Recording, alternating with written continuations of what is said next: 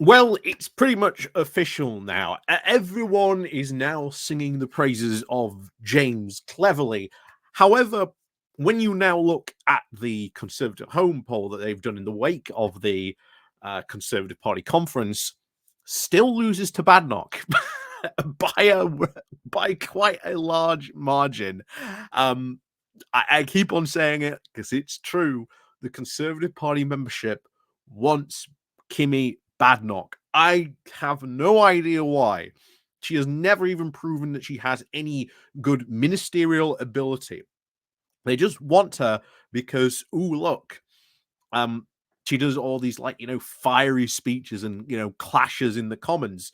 But just because you have that doesn't necessarily make her not only a good politician, a good leader of a political party, let alone a potential candidate for someone who could become prime minister. Because as leader of the opposition, obviously, that's who eventually they would want to be. They want to win. But you combine that with the continuing denial that there was anything going wrong at the last leadership election, even onwards.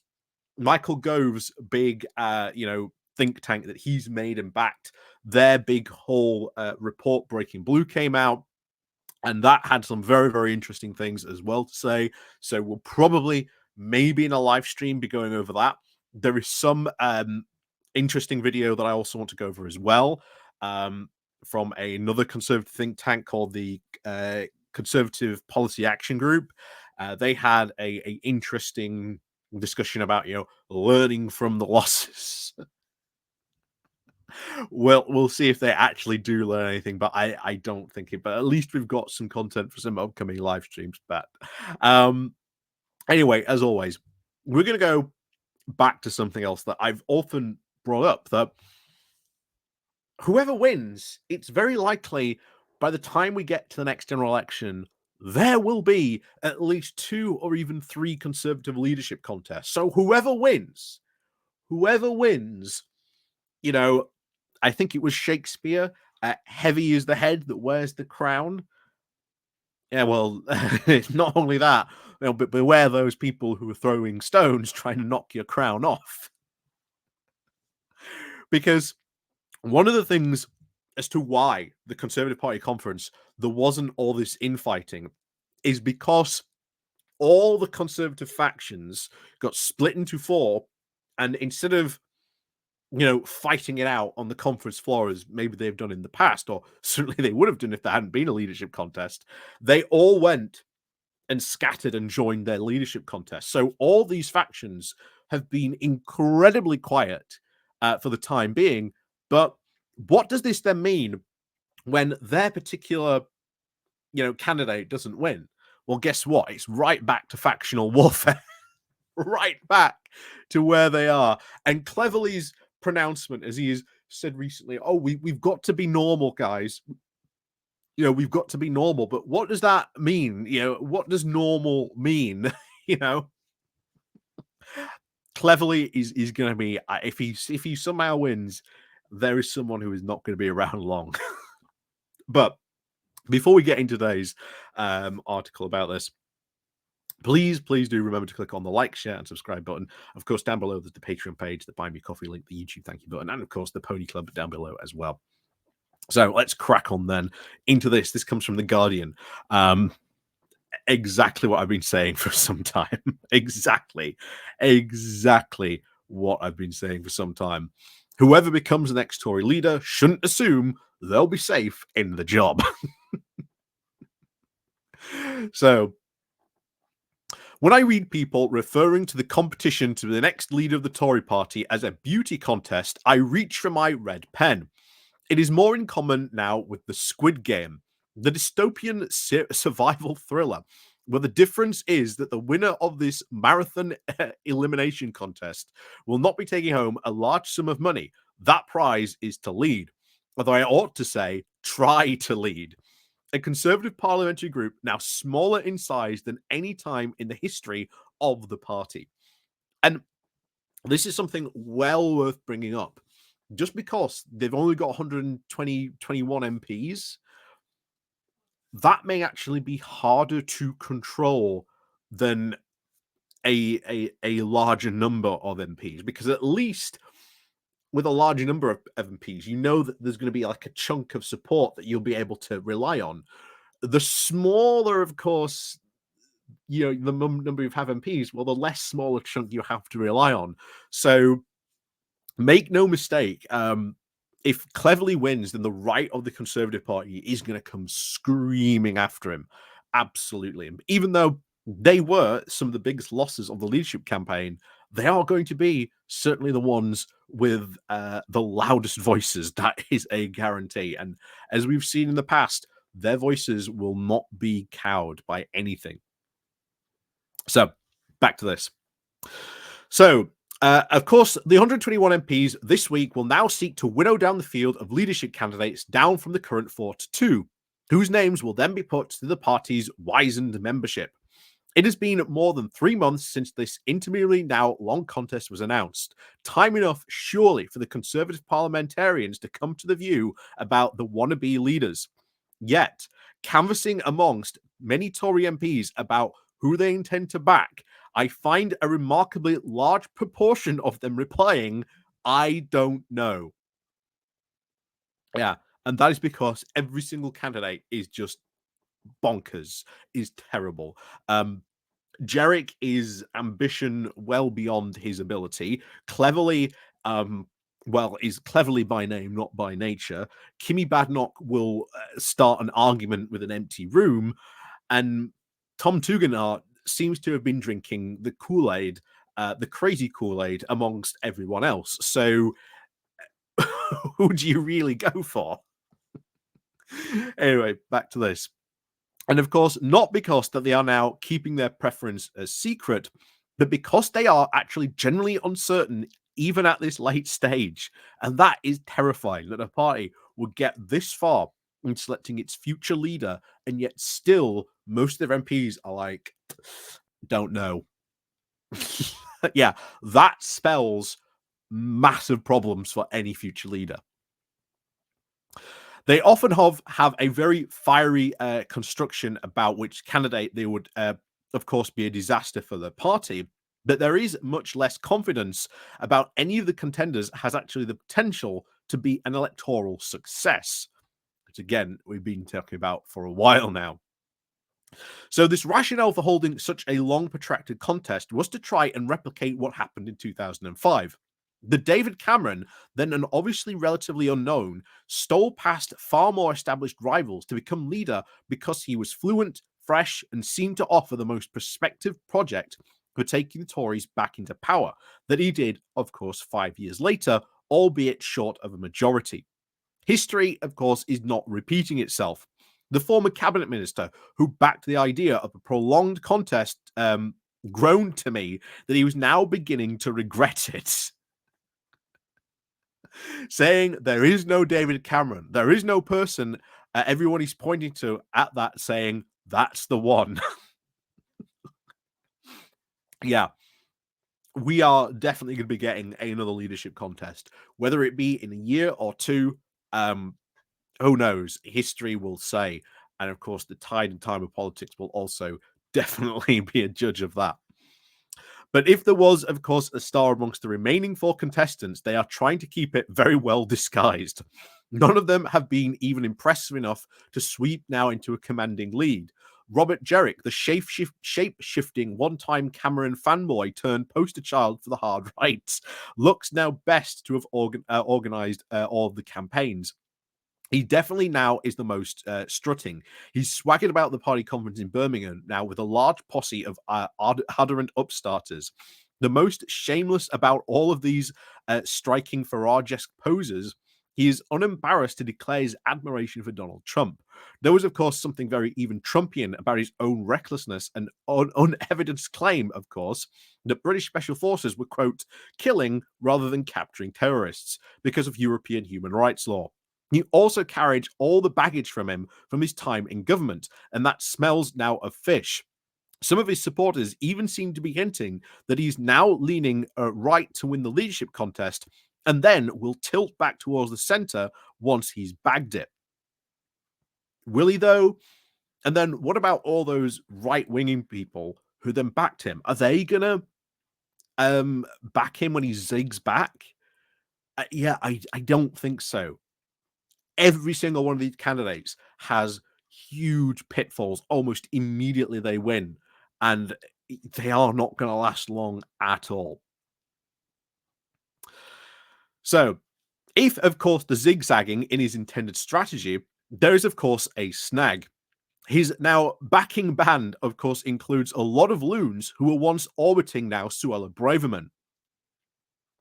Exactly what we just said. What do all those then do who were backing Suella Braverman because this guy was going right? What then? Right? All those headbangers are not the kind of people who will forgive him for treating them as useful idiots by trying to execute a very cynical reverse ferret. The Suella gang have got him by the balls, says one veteran of past leadership campaigns. If he tries to tack to the center, they'll say, "We'll destroy you." Wow. Robert Jerrick leadership already seeing incredibly unstable, even though he hasn't even got in yet. But there you go. The central case made, of course, for Kimmy Badnock by her cheerleaders is that she is, quote, exciting. Ooh, exciting. And by that, they mean that she thinks she is now a bit of charisma and has got the gob that can grab attention of the media. One of her flaws is, of course, to think that any publicity is good publicity, as we've seen this week as well.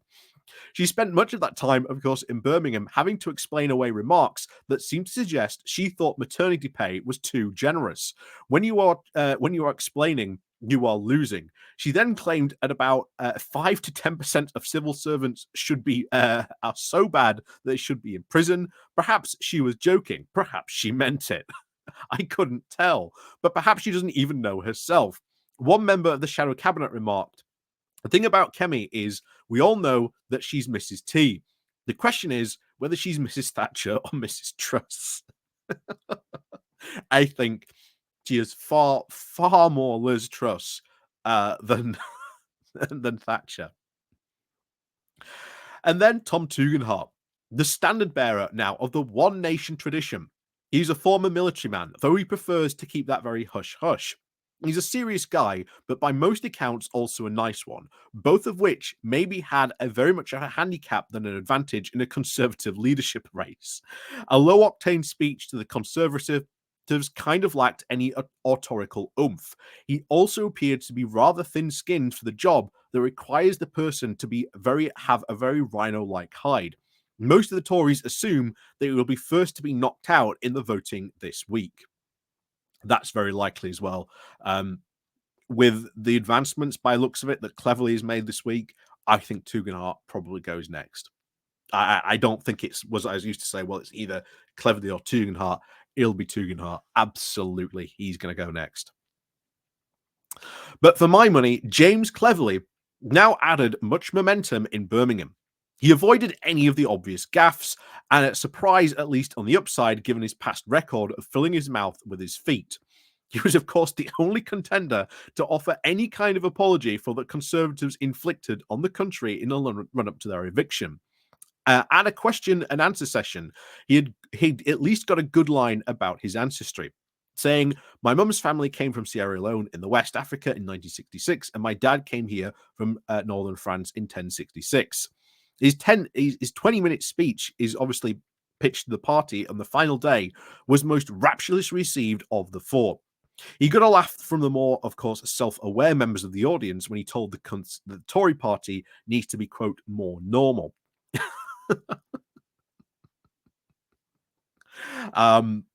Yeah, good luck saying, the Conservative Party needs to be more normal. Define normal, if you would, please, Mr. Cleverly. Yeah, that'll go down like a bombshell, that if that ever gets asked to an interview. So, but can someone who is, of course, Foreign Secretary and a Home Secretary during now the ignominious end of the Tory years be the person to convince voters to forgive them for their multiple sins?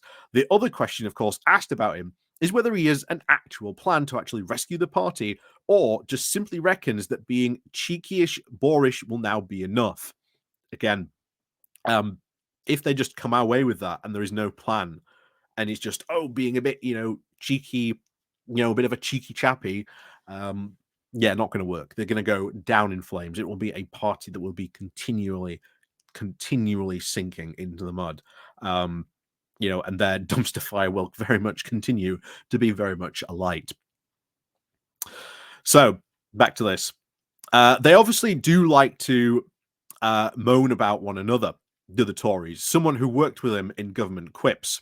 The name cleverly is a violation of advertising standards. Oof. Then again, that very same Tory MP also mused to me, I could end up voting for him. Yeah. Well, obviously, we've said it before, cleverly by name, not by nature. That was once again something that a current sitting Tory MP said about him.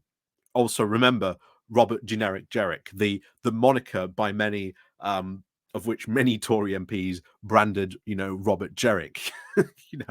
Yeah, everyone it just seems to be ignoring the real problems, once again, the deep-seated problems of the Conservative Party. It's not just apologizing for the stuff, it goes deeper than that. It's make sure how those accidents, shall we say, or disasters more than accidents, happen again. How do you not end up with Liz Truss again? All these things just do not match anything of what you would need to do to revive a party. None of them really seem to have any good concrete plans other than, oh, be competent. Well, okay, how do you intend to do that? uh, yeah, like I say, they are going to continue sinking for some time to come.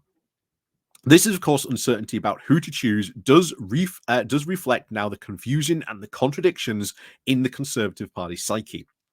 One of the cases for taking their time before picking a new chief was to at least make space for a comprehensive post-mortem into the worst defeat in the party's history. The psychologists and other analysts have done some illuminating work on what inspired so many voters to loathe the Tories with such intensity. The answer, just about everything. The more serious-minded, of course, Conservative commentators do recognise that the party has been in the throes of an identity crisis since the Brexit referendum 8 years ago, to which I'd add it has also suffered from an integrity crisis and a competency crisis. Exactly. Everything. What's wrong with the Conservative Party? Well, to put it in one word, everything. Yeah. There has been very scant soul searching. I wouldn't even say scant soul searching. There's been no soul searching whatsoever. There's been a lot of people saying, oh, well, this took place around the fringes of the thing. It was all this soul searching and stuff happened at the fringe events. Well, when we do the live stream of one of the Conservative fringe events soon, yeah, you'll see this soul searching. So they can, of course, all largely agree that being hideous and, of course, visibly divided didn't do too much for the electoral chances. But the debate hasn't gone much deeper than that. Those capable, of course, self-criticism at the conference were now heavily outnumbered by those with the grip of self-delusion. Rather than confront any of their ugly truths about their party, speakers sought to secure applause by trotting out familiar Tory tropes: slash immigration, cut taxes, bring back grammar schools, and no one was even brave enough to tell the Tory party how it looks to the vast majority of the electorate. That there was no equivalent to the reality confronting nasty party speech made by Theresa May back in 2002. Not wrong.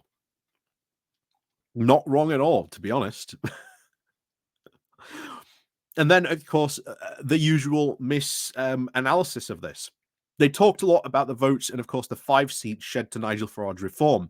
Encouragingly, of course, for Sir Ed Davey, they appeared now much less interested in why they'd lost so much support in the 59 seats to the Lib Dems.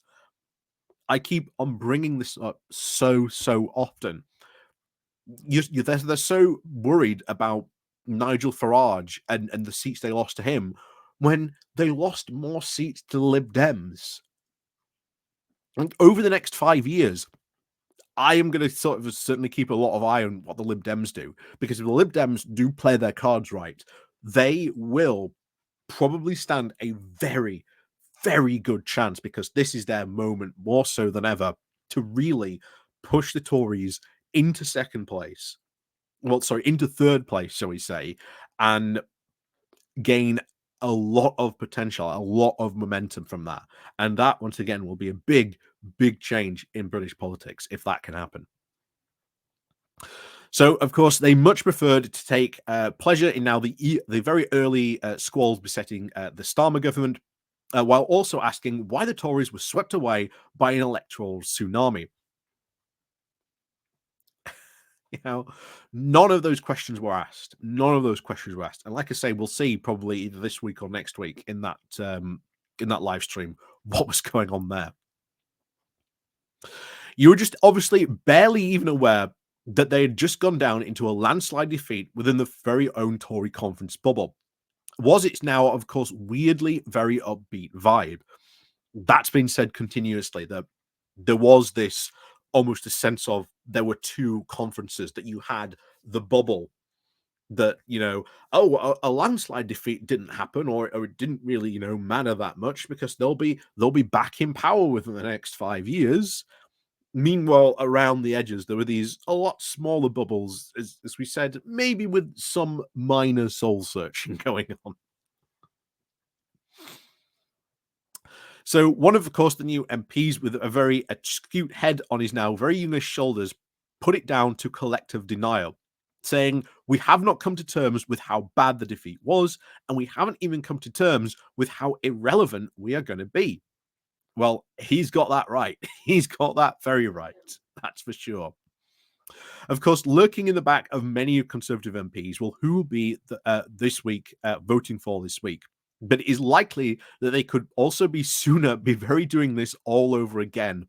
Of the next leader, one Tory very shrewdly remarked, "If they F up, they'll be out. It wouldn't surprise me if there's another leadership contest in 2 years' time." There's nothing as final for this for the teaser for this. There's no such thing as the final season for the Tory Squid Games. It is true. They are, all of them, terrible, terrible candidates. Really, was there no one else they could have gone with? Was there absolutely no one else? But hey, this has been said quite a lot, that most of the competent Tories post Brexit scarpered. They either left the party, were kicked out by Boris Johnson, or kept very, very low profiles on the back benches because they didn't really want to get involved in this Brexit argument. And even seems they've gone as well. So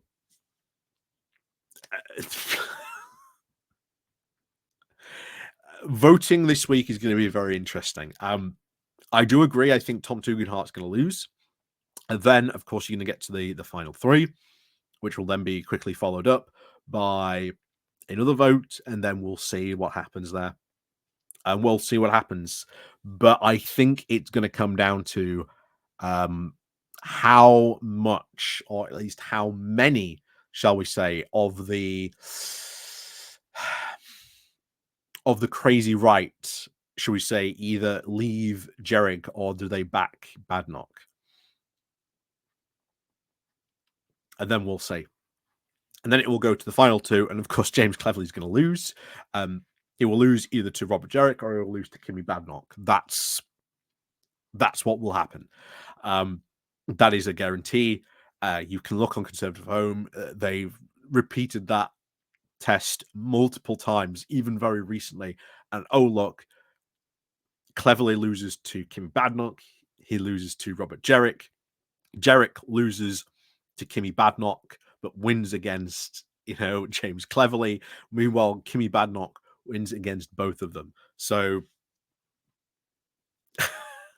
it's pretty much written in stone. And then, of course, afterwards, there will be no room for excuses if they put, steps wrong, if they cannot cut through, if they're not doing it in enough to raise themselves in the polls or anything like that. Bear in mind, only a couple of weeks ago, they asked, who do you think makes a better prime minister, Keir Starmer or one of the four Tory leadership contests? Guess what? Keir Starmer won every single one by a landslide. You know,